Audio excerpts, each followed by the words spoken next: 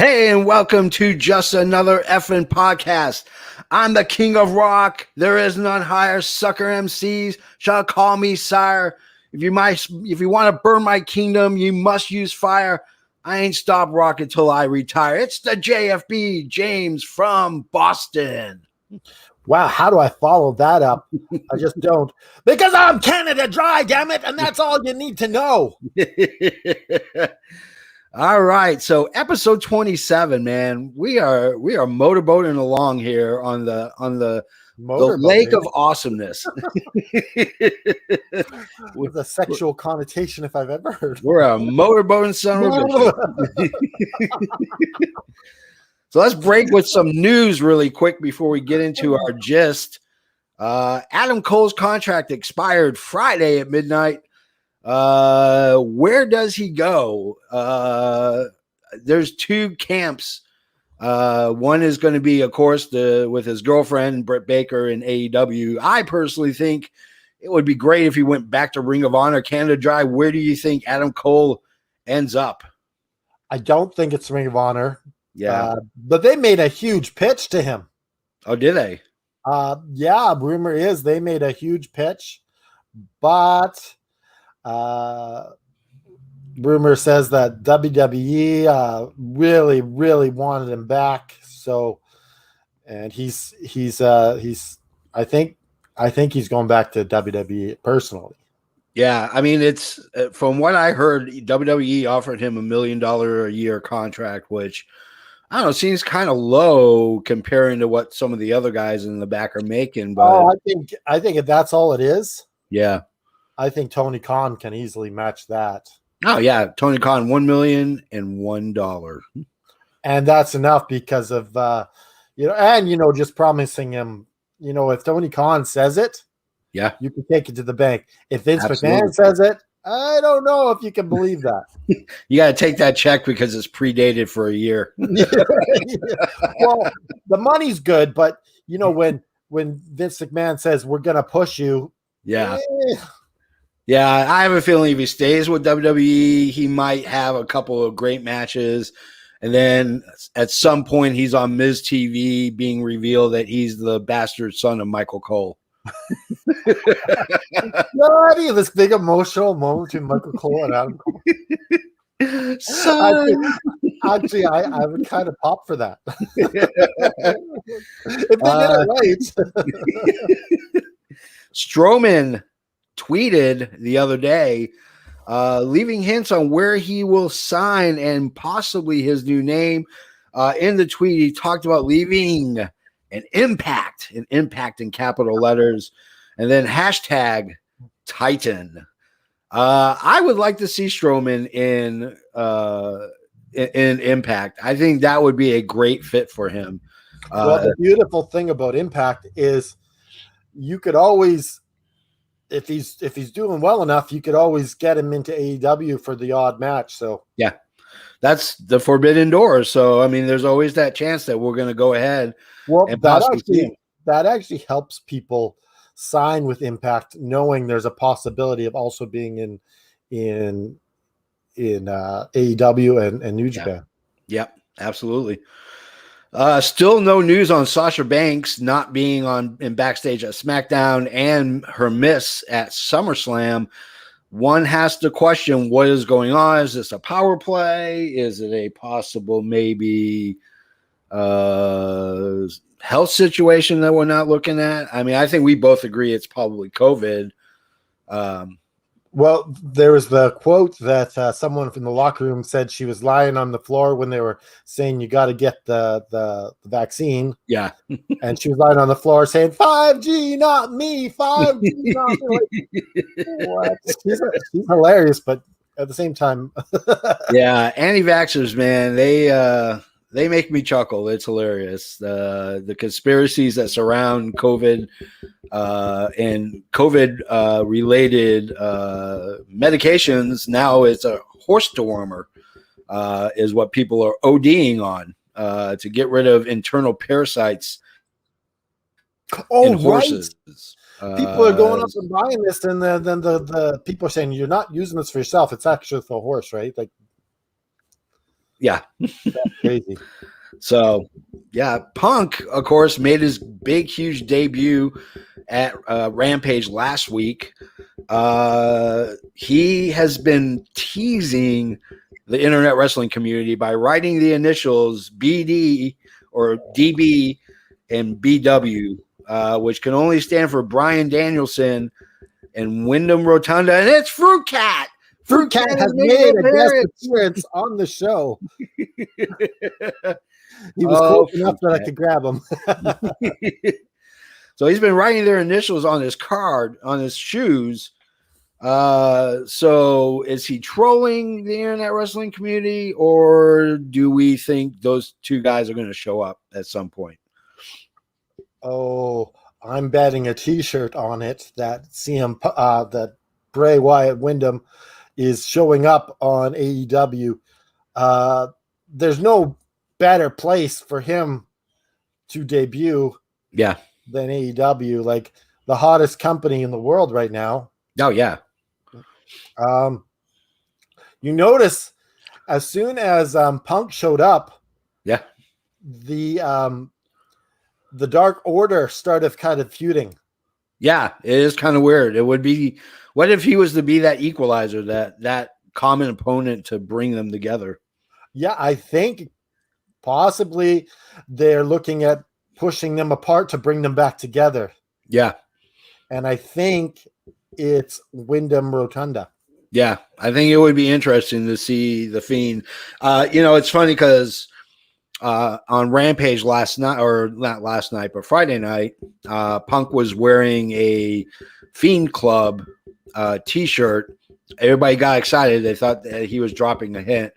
I had to carefully remind everybody that CM Punk actually is a huge punk rock fan, and one of his favorite bands doing that to troll. Doing that to troll as well. Yeah, I mean, he knows how to troll. He knows how to get people. And he had WB on his shoes. Yeah, I mean, if it happens, I think Bryan Danielson will happen when they hit New York. I think Bray Wyatt can't technically wrestle until All Out, correct? Who? Or Full Gear? Daniel Bryan? Bryan Danielson? No, Wyndham Rotunda. I think he's more Full Gear. Okay. But there is rumors out there that Bryan Danielson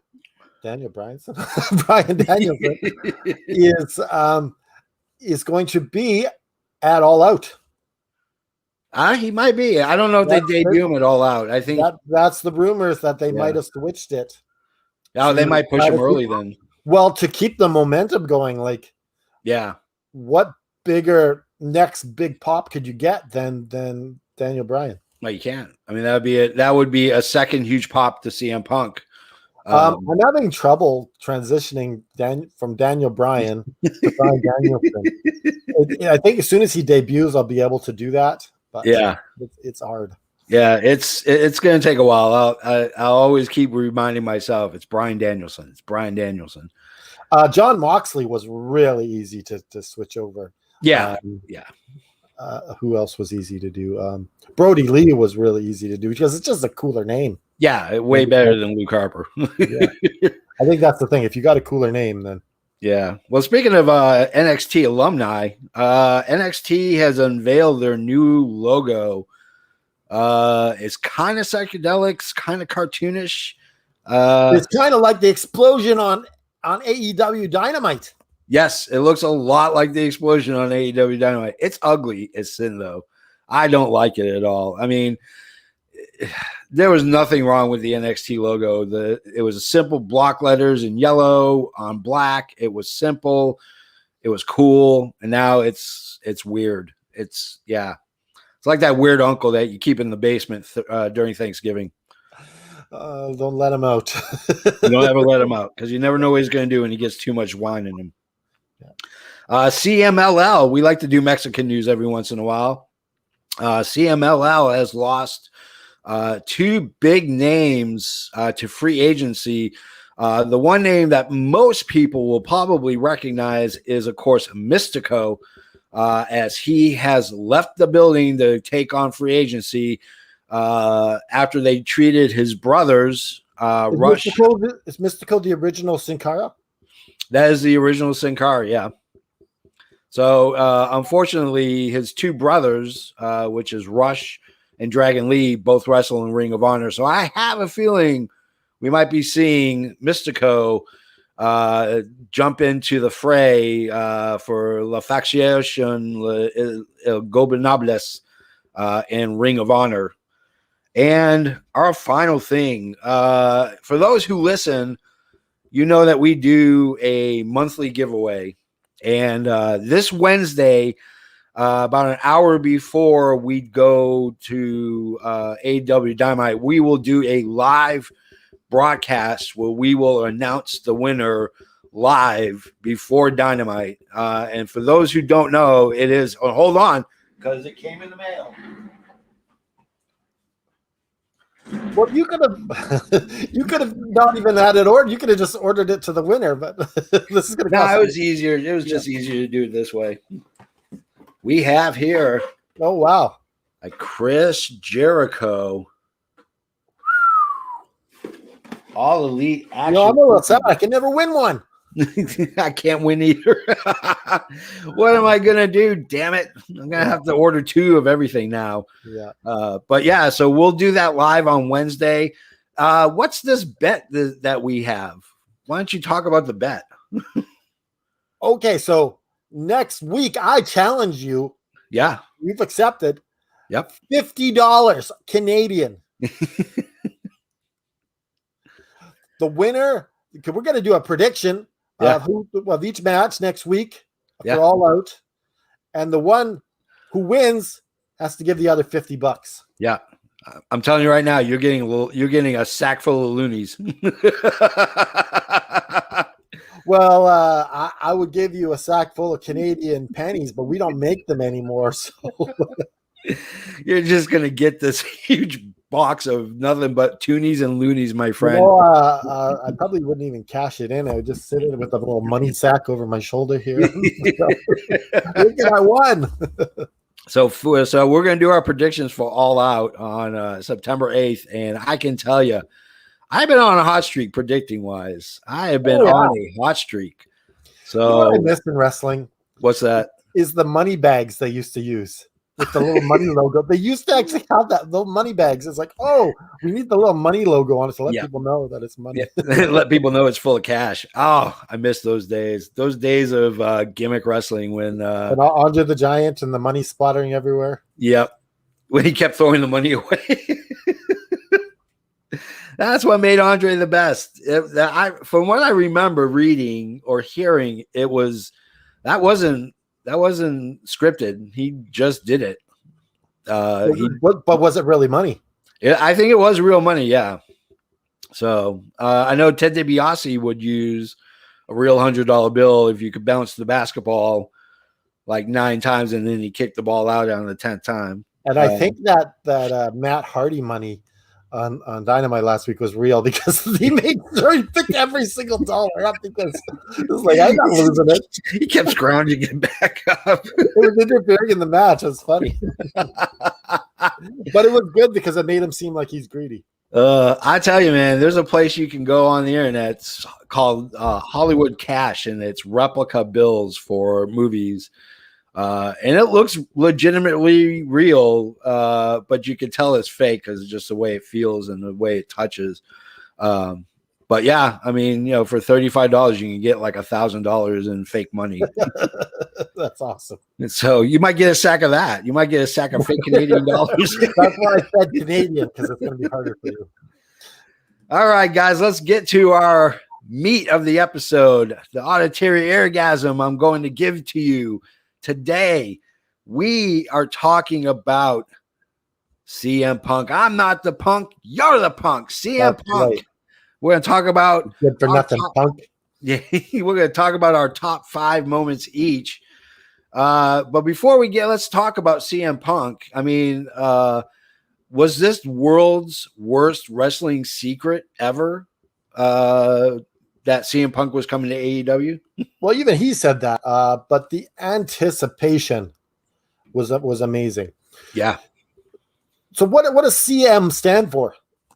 Well, it depends on the day or how CM Punk feels. I've heard Chick Magnet, Cookie Monster, and Chicago Made. Those are the three I've heard the most. Clive something? Possibly. I mean, his real name is Phil Brooks. So, yeah. I don't know where the CM came from. He's kept very quiet, but again, it's how he feels, and whatever day of the week it is will depend on what answer you'll get from him. So, but the three I've heard the most are Cookie Monster, Chicago Made, and Chick Magnet.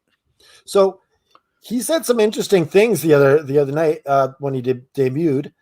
He said, "Why would I come back to a company that made me sick in the first place?" Yeah, exactly. So what was it that made him leave WWE? So it started with the Ryback match where Ryback powerbombed him through a table. He got a huge cut on his back. The doctors treated it with Z-Packs, which are steroids, and he got a staph infection and could have died. I mean, staph infections are nothing to laugh at. And he, at that point, he quit WWE. He just said, I can't deal with this anymore. His last match was Royal Rumble. Yeah, his last match was the Royal Rumble. Yeah. So he was looking to go against Triple H. Yeah. In WrestleMania, but it was just like the last straw kind of thing. Yeah. And he wanted a bigger match than that. He did. And Triple H really was insulted by it because, what do you mean you don't want to wrestle me? I'm good enough. Like, yeah. I mean, I think after WWE, he got a reputation of just being not able to work well with. And if you talk to guys like Samoa Joe and Bryan Danielson and a lot of guys who worked with him in the Indies and Ring of Honor, will tell you that there was not a guy who worked harder to be the best he could be than CM Punk. So, and I mean, it didn't help that he went on Colt Cabana's podcast, basically blamed WWE for everything, including the fact that they fired him by FedEx on his wedding day to AJ Lee, which left, I'm sure, a bitter taste in his mouth. Yeah, so he pretty much quit, but he was still under contract. But then they're like, yeah, we're going to stick it to you. Yeah, we're going to fire you, and then, of course, I think he was just exhausted from wrestling, maybe why he tried to do MMA. And then, of course, we know that didn't really work out all that well. Got some acting gigs. That was a hard situation because if he had, because he went straight for the main event sort of thing. Yeah. And for a pay-per-view, he couldn't do those small events because people would take liberties with a guy like CM Punk. Yeah. So it was a tough situation. He couldn't do those proper training sessions. Yeah. I mean, the worst part was that the last match he had, the second match, I mean, he got brutalized, and by a guy who dedicated his life to MMA. And while this may have been Punk's opponent's third match, I think, or fourth match, may have even been his first, I mean, he pummeled and brutalized CM Punk, which, didn't help people on the fence about professional wrestling saying it's fake, going, well, there you go. There's your proof. He can't even, real wrestle. So yeah, I mean, it was tough seeing him get those losses. He went on and did acting. He's been in several indie horror films. This week. He's going to be on the heels. Yeah, he's on heels this week. I think this episode, yeah. Yeah, this episode 3 this week, this Sunday, tonight. Yeah. And so, yeah, and then he decided I'm going to come back. And I mean, so maybe on Wednesday we can do a little review of that show as well, what we thought of it. Yeah, we could definitely do that. Yeah. It was interesting to see him make that rampage. I mean, it was the world's worst kept secret. I think how AEW handled Brody Lee's situation definitely helped out his cause to come join AEW. And I'm glad he wasn't a day one sort of guy. Yeah. I think it's it's cool that he's coming in Yeah. at this time, and it's just and did you see the after Rampage video? Yeah, I did. And him and Christian Yep. and just like I'm really liking seeing the behind the character Yeah. of CM Punk. Just the real CM Punk is on TV. Yeah. It's not a character. Yep. It's him. Yeah. And I love the part where he's like, if you like what you did, tell your friends. If you didn't, then fuck off. Yeah, exactly. That was the best line ever. Just like, yeah. It's great to see him. I mean, he bought pizzas for the entire Pro Wrestling Tees cast and crew at well, Pro he Wrestling should. Tees. They made him a buttload of money. 72-hour record, 48-hour record, and 24-hour day record for t-shirts ordered. Now they're not even doing the one with the black collar. They're just doing a plain white shirt now. They ran out of the other shirts. So I got mine in. Like as soon Did you get your AFW shirt yet? Yeah, it's part of that order. I think it's part of that order. Oh, it's not here yet. Yeah, not here yet. Okay, so we'll debut it next week. Maybe on Wednesday. I should have it by Wednesday. I should. We'll have to double check. I'll have to check tracking. I got so many things getting tracked now. It's ridiculous. So, so we did top 5. We each picked our top 5 moments of CM Punk's career. Who won the flip backstage? I think it's you again. 2 in a row. Maybe we should do a live flip so people know that we're not faking it. 2 in a row, man. That is called a win streak, if you will. Well, you can use one of your loonies that you're going to give me. I have one. It's in my change cup of unusual change that I get. I got like 2 loonies in there that will stay dear to my heart because I got them while I was on a border town.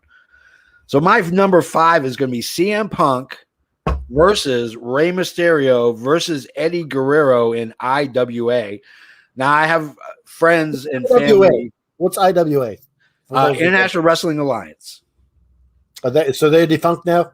Yes, they are a very small Midwestern promotion. And this was when Punk was really young. I mean, real green in the gills. I was born in Chicago and lived there for a year before we moved to Boston. And I have friends and family that still live there. And I was told about this, and someone sent me a tape of CM Punk against Mysterio, against Eddie Guerrero. Now, to set it all up, this is Punk with probably about 2 to 3 years of wrestling under his belt. He is the IWA champion. You have Rey Mysterio, who a month later signs with the WWE. And then you have Eddie Guerrero, who was fired from WWE and was wrestling on the indies like a madman. Wait, when was he fired?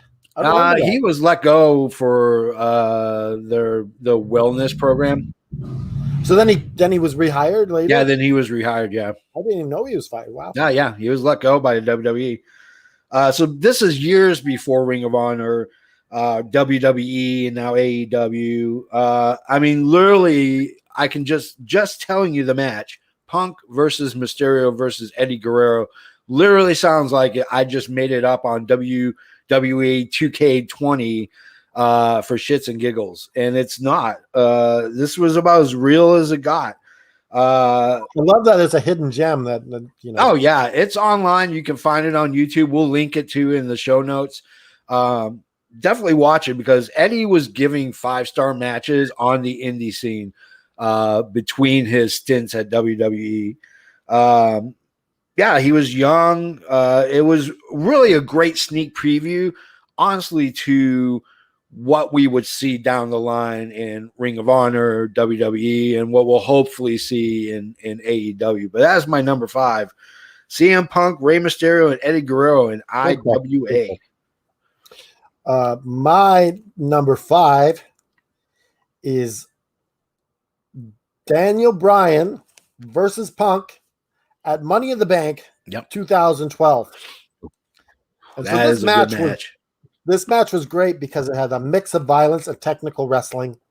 Yeah. And you had AJ Lee as a special guest referee. Yeah. She played an important part. So was she still with Bryan at this point? She was. Yeah, she was still with Bryan Danielson. Or Daniel Bryan. So yeah, that match was really good. And well, hell, anytime you get CM Punk and Daniel Bryan in the ring, you know, it's a hell of a show. Oh yeah. Oh yeah, absolutely. I mean, you know, that it's funny because my number 4 is Punk versus Bryan. And it's Punk versus Daniel Bryan at Over the Limit in 2016 or 2012. Wait, did they face each other in Ring of Honor? Like, did they have a good match? Oh, they did. They had a huge rivalry in Ring of Honor as well. But I picked. Neither of us chose that. Neither of us chose that. That is correct. I picked Daniel Bryan versus Punk Over the Limit 2012. You had 2 indie darlings. You know, is this the same feud? This is the same. Yeah, it's essentially it's building off that same feud for Money in the Bank. I mean, you have 2 indie darlings in CM Punk and Daniel Bryan. There was not much of a storyline buildup. It kind of waned after Money in the Bank, and they just were like, we got to throw another match together. Let's throw. So AJ Lee ended up with Punk at the end of this, right? Yeah, yeah, and I mean, it was no long drawn out storyline. It led to this fight, but what you got was CM Punk as the champion. He was the heavyweight champion at the time. And one of the best technicians, if not chain wrestlers, in Daniel Bryan. It was beyond perfect, even for a WWE match. It was 6-7 stars. It went toe to toe, move to move. Neither man gaining an advantage. And Punk, retained the belts. But this was the real beginning of that yes movement. He was still doing the yes, yes, yes. But this was kind of when it started energizing with the crowd. Well, I remember the first time he might have done that. I think that was against when he won the title against Mark Henry. Yes, and I think he did that on the stage. Yeah, and this was kind of during the match you saw Bryan kind of go. He would do yes, yes, yes, and then he'd do a move on CM Punk. But yeah, I mean, it was just. Yeah, I mean, it was a great match to begin with. But yeah, that's my number 4 is Daniel Bryan versus CM Punk. So one of my favorite feuds in WWE history is Chris Jericho and CM Punk. Yeah. Especially the heel Chris Jericho when he smashed the 40-pounder of alcohol over his head. Yep. And just like that back and forth there was so awesome. Oh yeah. But my number 4 is CM Punk versus Chris Jericho 2013, where CM Punk had taken a little break. Yeah. And he was coming back, and Paul Heyman was still a Paul Heyman guy. Yeah. And Chris Jericho shoved the contract down Paul Heyman's pants. Yep. And that match was actually one of CM Punk's last great matches in WWE. Yeah.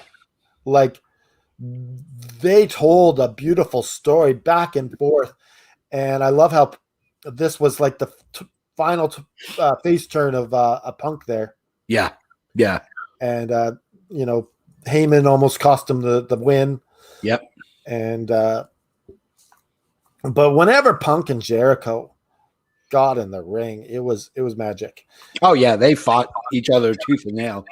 And Jericho never won any of them. I know, because he was the heel. He was chasing the face. I know. I wanted Jericho to win. Oh, I did too. As much of a marker as a Punk as I am, it was all about Jericho. I wanted Jericho to win. Yeah. My number 3, if you will, is going to be Punk versus Taker at WrestleMania 29. I Now, know when you posted your thing, I'm like, he took that one. What? Oh. And you're always quick. You're always quick to get your picks in before I could get mine. I have my mind is moving. I have notes for episodes we haven't even talked about yet. I am constantly clicking. The wheels are churning. That and I'm making my picks like an hour before the show. So Punk's run with WWE is kind of like my golf shot. All right, my tee shot. 9 out of 10 times, I don't know where the hell it's going. It may very well hit you in the head if you're standing next to me. It may go way over this way, way over that way. It may just hit the ground and run. But every once in a while, 1 out of 10 times, I'm going to hit that thing flush, and it is going to go super far. And that has been CM Punk.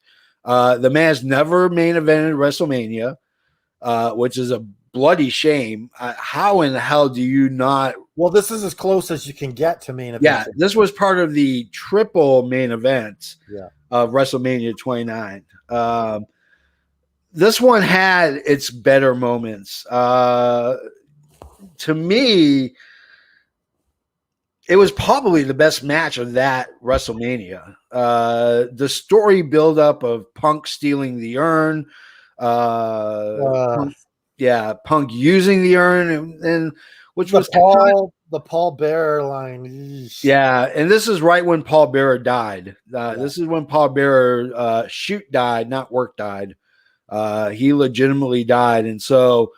It was Punk who came up with the idea. The Undertaker did give his blessing on it. It was still super cringeworthy. The family was not cool with it. Yeah, the family was not happy about it. Paul Bearer's family did not like that at all.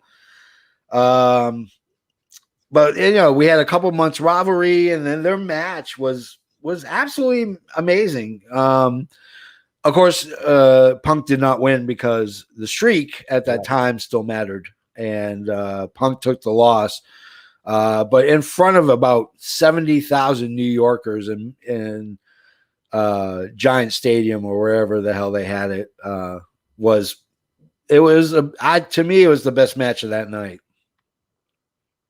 So what is your number 3? My number 3 is CM Punk versus Jeff Hardy.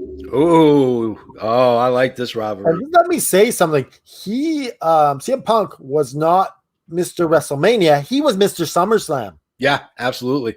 Like he was killing at SummerSlam after SummerSlam. Yep. And this feud with him and Jeff Hardy. Yeah. This is the Straight Edge Society. Yep. And he's right on the edge there, poking at Jeff Hardy that you fill your body with drugs. Yep. Like that's quite edgy at that time. Oh yeah. And but that match was so good. Jeff Hardy putting his body on the line as his contract expires. And CM Punk would retain the title. Yeah. Now, was this the one where if Jeff lost, he had to leave WWE? Yeah. Well, his contract was running out anyways. Yeah. And he always had something going on, quite just like wellness and all that kind of stuff. So yeah, I remember that match. I remember the night after when Hardy's music hit and out comes Jeff Hardy, but CM Punk dressed as Jeff Hardy. And totally made fun of his drugs and alcohol, and that was the thing with Punk. He really pushed limits. The Straight Edge Society was great, though. Yeah. Oh yeah. Just with Serena Deeb and Gallows. Yep. Who else was in the Straight Edge Society? I think it was just those 3. Was it those 3? Okay. Yeah. I mean, there may be someone else, but those are the 3 that I remember was Punk, Deeb, and I think there's another person, but I can't think of it. Well, I'm going to go with number 2, but I'm leaving WWE land. I'm flying out into the atmosphere. I'm going to go to Ring of Honor. I am going to go with Punk versus Samoa Joe number 2, not 1, Although the first one was pretty awesome with number 2. In fact, they named it Punk versus Joe 2. That was the name of the pay-per-view. So a lot of foresight on So did Ring Samoa Joe start in Ring of Honor? Was that his first made? That was then his he big made move. his way to Impact later. Yeah, with the Impact after that. There are rivalries that Punk had pre-WWE. Chris Hero was a big one for them.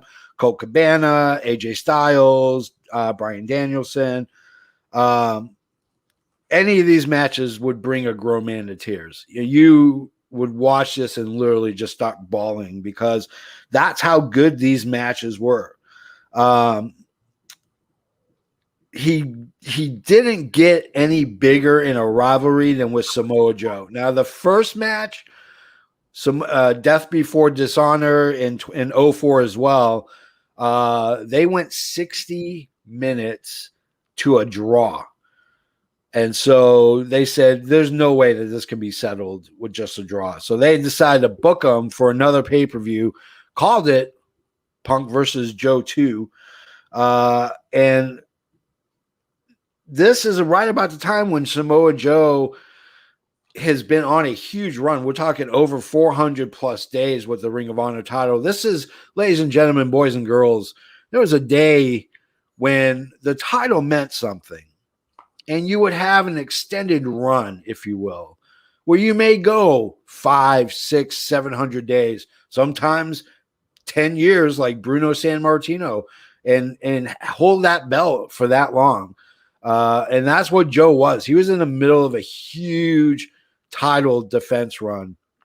The energy was palpable. You could feel it. This time there was no time limit. They could fight as long as they wanted to. Hell, they could have fought forever. They should. Right now, they should still be fighting. That's how awesome this match was. Yeah, the Mac Technician and CM Punk. You had the powerhouse of Samoa Joe. They put on a huge wrestling clinic. And then at the end, the wrestling world was given probably one of the greatest matches of all time. In my book, it was a 5 out of 5. It was that good. Unfortunately, he didn't dethrone Samoa Joe. Samoa Joe retained, but that led to bigger and brighter things. So what is your numero dos? I mentioned this on our last episode. It is CM Punk versus Lexner 2013. And this is his last, pretty much his last really big match. Yeah. In WWE.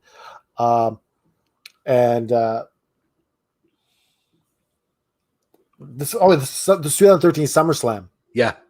And they put on a show. Yeah. You know, Lesnar still won to establish his dominance. Yeah, of course. Yeah. But CM Punk and Lesnar, they put on a show that day.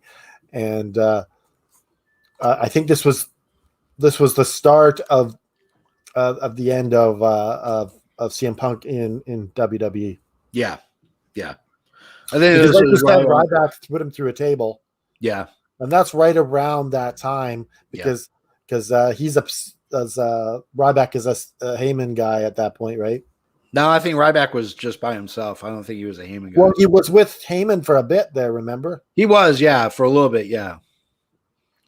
Yeah, the whole Ryback situation, which is why I don't like Ryback. I don't like Ryback. I didn't like Ryback to begin with. I just never was able to attach myself to his character. But to hear what Punk had to go through just made me not like him even more. I was like, fuck Ryback. My number one. You're gonna get us blocked. I think he's blocked one of my personal accounts. He's actually blocked Death and Wrestling. Oh, did he? Well, this is funny because I've been nothing but supportive of Ryback. Yeah. And he works with Natalia Markova with the nutrition thing. Yeah. And so I've been trying to, even promote that, but it's hard when you're blocked. Some guys are just sticklers. JBL blocked me, unblocked me, blocked me again, unblocked me, and then blocked me a third time on my personal account. Yeah, That's how petty he is. I think they just go on a blocking spree and they don't even know why. Guy, yeah, that was my claim to fame. I got blocked by JBL 3 times. I think I'm only blocked by Ryback and Cornette. Oh, Cornette, man! If you Cornette hasn't blocked me, but I got blocked from Cornette because of the happy birthday thing to Vince Russo. Yeah. Oh, jeez. Cornette. We should do a whole show on nothing but Cornette because he is a character. There are great wrestling historians. Regardless of his opinion, he is one of the great wrestling historians. There's one guy better, and we might have him soon. We'll keep it a secret, but yeah, there's a chance we can get somebody in October that will be our I'll go-to wrestling historian, if you will. Like in Pawn Stars, where they have to call in these specialists. I have a bud. Yeah, I got this belt. Can you talk about the history of the belt? I mean, that's how great this guy is. My number one is not, ladies and gentlemen, a match. Oh no. This is one of the great moments in Punk's history. And I am talking about the summer of Punk. But not the crappy WWE version. We're talking Ring of Honor in 2005. The Ring of Honor Summer of Punk. So Punk signs a developmental deal with WWE.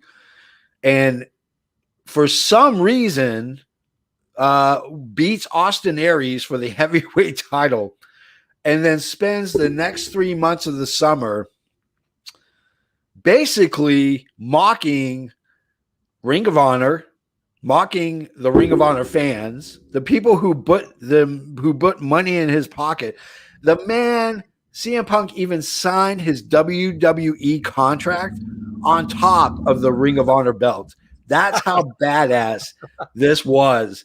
And this is how amazing this storyline was, because people bought into it and were like, you have got to be kidding me. He would constantly tell them, I'm going to go to WWE and I'm bringing the damn belt with me. I don't care what you say or who you think you're going to put in my way. I'm leaving with the belt. And that was a legit concern with a lot of fans. Mind you, it was all storyline driven. There was no intention. He did drop the belt to James Gibson in a fatal 4-way with Samoa Joe, and I can't remember the other guy. James Gibson, did he ever become anything? Or no? I've never heard of that guy. Yeah, he had a decent run in Ring of Honor. He was a champion a couple times. And then this led to the Swan Song. If you ever watch it on YouTube, it's a beautiful moment. It's a 2 out of 3 falls against his really good friend Colt Cabana, and at the end of the match, while they were chanting "Punk don't go, Punk don't go," they carried him. All the wrestlers carried him around the ring and then through the entrance, which shows you the large amount of respect that they had. Even though the storyline didn't really show that, but yeah, because. When he signed, I watched Ring of Honor because I was lucky enough it was syndicated, and just watching him take the belt and then sign his contract on the belt, and people lost their freaking minds. Oh, I've never heard so much boos and yelling and screaming and threatening than I heard that night from Ring of Honor fans, all because they got worked by CM Punk, who is, I think, may very well be the greatest work artist in the world. Maybe next to Owen. Owen was the king of ribs. Oh, yeah. But CM Punk was the king of works. I mean, that man knew how to work. Doing it again in AEW, so there you go. Yeah, there you go. He did. So what is your number one? My number one is CM Punk versus John Cena, Money in the Bank. Oh, You know, not necessarily the match, but everything leading to all this. You know, you had the Summer of Punk, you had the pipe bomb promo, you had the ice cream bar, you had everything in that. Yep. This led to him just being that next echelon of superstar. Yeah. This made Punk a star in WWE and proved Paul Heyman right, who had been a Punk, pushing for Punk the whole time. Yeah. Yeah. That was the great thing is Paul Heyman, despite being his on talent manager, Paul Heyman at the time still, I think to this day is one of the producers of both Raw and SmackDown. And he fought to bring Punk in. I mean, he fought tooth and nail. Almost to Punk's detriment, because it was like, yeah, every time he mentioned okay, shut up with your Punk crap. Yeah, everybody would roll their eyes and be like, okay, we get it. CM Punk's really good. We'll look into it. I think what I remember was that match was Punk telling Vince, I'm going to win that title and I'm taking it with me and I'm going home and I'm quitting. And and that's a replica of Ring of Honor. And they did it again, right? Yep, absolutely. And, I remember them coming back on Raw later when some Punk back and they both had their titles where their music would play back. But that was an iconic moment. Yeah, because this was the entrance for CM Punk was still Kill Switch Engage. And then he took the belt. He hopped over the. And when he came back, it switched to Cult of Personality. Yeah, it switched to Cult of Personality. But I always remember him hopping over the barricade, turning to Vince and blowing a kiss to him. And Vince just looked dumbfounded. And he just walked up. And you didn't see him for like 3 or 4 months. And then all of a sudden, I know Cena's getting his butt kicked. And out comes dun dun dun dun dun dun dun, and then sure enough, here comes Punk, Cult of Personality, which I found out Punk actually bought the rights to use Cult of Personality. So Tony Khan, didn't even pay for it. Tony Khan, you do not have to pay for Cult of Personality for CM Punk. That's a cool piece of news. Yeah, that is a really cool piece of news. Yeah, I read that years ago. Corey Glover, who's the lead singer of, I think it was originally Vince who paid for it. I think eventually Vince paid for it first, and then I think Punk said he wanted to keep it. So Corey Glover said he was dumbfounded. He didn't think that. Who's also a huge wrestling fan as well. The lead singer of Living Color thought it was really cool and said, "Yeah, sure, go ahead, and we'll work on royalties." It keeps Living Color relevant. Oh yeah, I mean, Living Color is if you're a metal fan like I am, Living Color is a great band. But yeah, I mean, it kept them somewhat relevant, because there are times, and I own all their stuff on digital, but there are times when I don't listen to them for a while, and then I'm like, you know what I really need to listen to? And then my phone rings, which of course the ringtone is Cult of Personality. And I'm like, oh, I should listen to Living Color again. I don't know Living Color, but I know that song and I know it's good. So it, you know what? It makes them relevant. Yeah. Well, man, that was a great show, man. Top 10 Punk moments. Our number ones were solid. You went with Summer of Punk and then eventually ended with CM Punk versus John Cena. Mine was, of course, the Summer of Punk 05, the OG Summer of Punk. We missed something in the news. What did we miss in the news? We missed Matt Riddle shit-talking Roman Reigns. Who said I can legitimately kick his ass in a real fight. And the only reason he's on top is because he's The Rock's cousin. Yeah, exactly. That's Riddle he's a little shit disturber.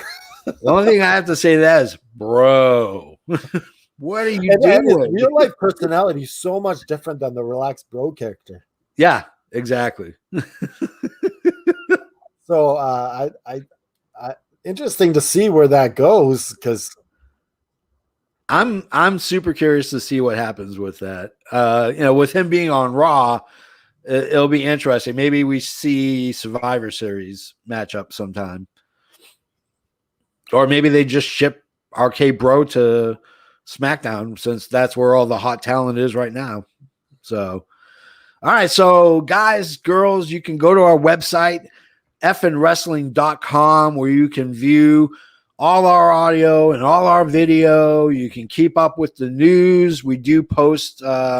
We just did a This Day in Wrestling post earlier this morning where we talked about the first ever SummerSlam happened on this day. We were treated to the Mega Powers versus the Mega Bucks. Who won? You'll have to read to find out. So just a reminder, we're doing our draw on Wednesday on YouTube and Facebook. Yep. On Wednesday, an hour before Dynamite. So tune into that. Yep. So make sure you're here for that. And then let's see, you can go to our Pro Wrestling Tees store at prowrestlingtees.com/FN Wrestling. We have 4 shirts now. We may have a 5th one coming out relatively soon. As soon as the JFB can get off his butt and finish the colorization of the shirt, then we'll ready to go. We are wrestling with the paranormal tonight. Yeah, wrestling with the paranormal. Normally I have it on Saturday, but my co-host he was on a bit of vacation, so we'll be doing it tonight. Awesome. We'll be talking about the Sally House in I can't even say it, in Kansas, Atkinson. That's where our friend Kenny is from. Yeah, Atkinson. That's what I think it is. Yeah, our homeboy Ken Jones in the house. All right, so on that note, has Hulk Hogan yet ever gone back to you? You know, I messaged Hulk Hogan on Instagram because I think he's not replying to me on Twitter. So I was like, maybe on Instagram, maybe that's where he'll nothing. So I'm like, but it's our birthday. Nothing. So FN Wrestling 15. Yeah. Hulk Hogan 0. Canada Dry out.